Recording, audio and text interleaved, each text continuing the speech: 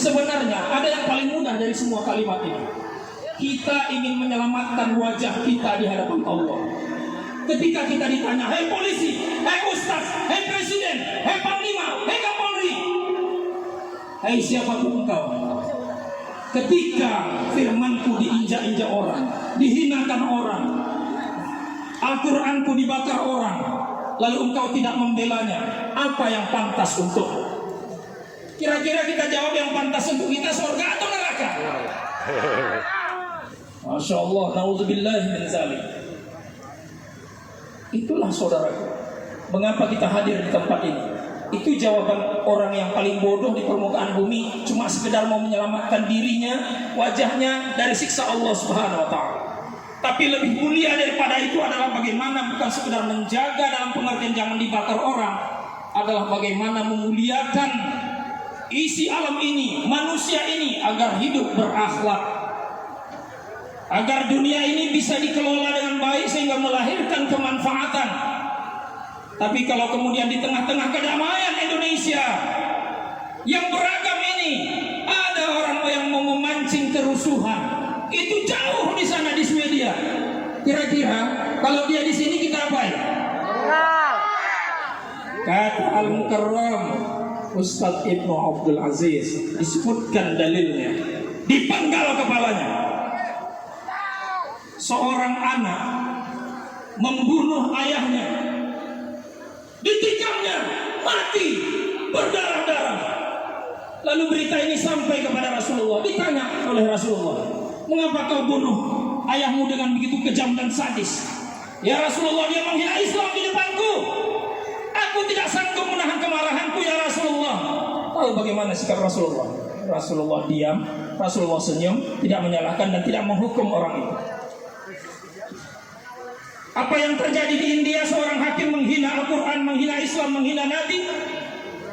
Seorang hakim, lalu dia marah karena cinta kepada Allah. Dia tembak dan bersaranglah beberapa peluru di tubuh si hakim. Mati hakim itu bersimbah darah. Lalu orang yang menembak itu kemudian dihukum. Dia tersenyum. Ditanya oleh wartawan, ditanya oleh begitu banyak orang, apakah engkau menyesal? Aku tidak menyesal. Kenapa? Kalau dia menyesal, runtuh imannya. Dia mati dalam keadaan syahid. Itu Islam. Hai, takutlah kalian kepada Islam. Karena kalau kami marah, habis kalian. Masya Allah, mereka coba-coba membakar kita. Dia tidak tahu bahwa kita menyimpan bara api yang sangat besar. Kalau dia balikkan hati, Presiden Jokowi yang hari ini membiarkan orang Islam difitnah, orang Islam dikriminalisasi, bahkan bazar-bazar istana menyudutkan kita.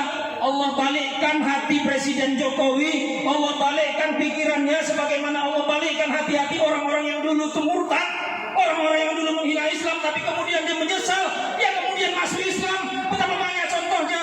Lalu kalian pikir apa yang akan terjadi?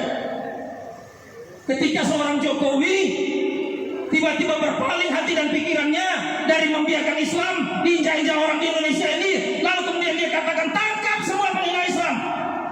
Kira-kira apa yang akan terjadi, saudaraku? Mudah bagi Allah untuk melakukan itu.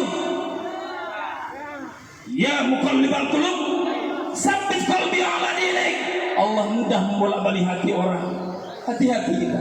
Bapak-bapak polisi ini yang nampak tenang ini, tiba-tiba marah dia karena Al-Qurannya dipijak-pijak orang. Ini ngeri, dan tiba-tiba pistolnya bergerak sendiri, Pak. Hah? Apa kita tidak lihat di Pakistan? Tidak kita lihat Anwar Sadat begitu turun dari pesawat ditembak. Lihat bagaimana Presiden Mesir yang begitu berkuasa puluhan tahun habis. Saya aktivis 98, bagaimana Soeharto jatuh? Begitu mudahnya Allah membalikkan. Maka berhati-hatilah. Berhati-hatilah saudaraku. Ya, berhati-hatilah. Ramadan semakin dekat, kita diajar untuk menahan diri. Tapi kalau kontrol Ramadan itu lepas, ngeri juga kita. Lihatlah peristiwa 65. Betapa sebelumnya 48 dan sebelum-sebelumnya umat Islam dibantai, kiai dibunuh, santri-santri dibunuh, dibakar, pesantrennya dibakar, dihancurkan. Tapi ketika Allah balikkan keadaan, apa yang terjadi di tahun 65? Puncak daripada bagaimana Allah membalikkan itu, tewas 7 jenderal. Tapi kemudian setelah 7 jenderal habis PKI. Habis PKI di seluruh Indonesia. Itu yang kita khawatir kalau umat sudah marah. Lihat apa yang terjadi di Poso. Mereka bakar masjid pada waktu itu hari raya Idul Fitri. Mereka bunuh umat Islam. Anak-anak dipenggal, anak-anak dibakar, nenek-nenek dipenggal, disembelih, kepala ditenteng, bahkan di sebelah tentara. Videonya beredar viral. Tapi ketika Allah balikkan keadaan, diputar Allah pikiran dan hati mereka, masuk pasukan Islam. Apa yang terjadi? Habis mereka kafir-kafir itu. Itu di Poso. Videonya sampai hari ini masih kita simpan. Gak usah tanya saya, pasti di kepolisian juga ada. Itu yang kita khawatir, Pak. Kita cinta kedamaian ini. Karena kita pengen juga hidup enak di negeri yang gemah rifah Longzinawi ini, Pak. Karena lengkap semuanya ada di Indonesia.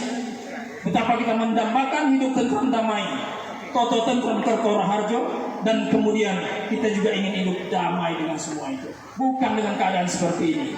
Itu Remus Paludan hari ini. Kalau sekiranya boleh saya berfatwa, maka saya akan menyampaikan pesan Rasul yang disampaikan oleh Al-Mukarram Al-Ustaz Ibnu Abdul Azir. Hari ini siapapun yang menemuinya, penggal kepalanya. Wabillahi taufiq wal hidayah. Assalamualaikum warahmatullahi wabarakatuh. Waalaikumsalam warahmatullahi wabarakatuh. Baik. Jam 9. Kita sudah melihat perwakilan dari anggota DPRD Sumatera Utara telah keluar. Balik lagi. Balik kanan. Telah menuju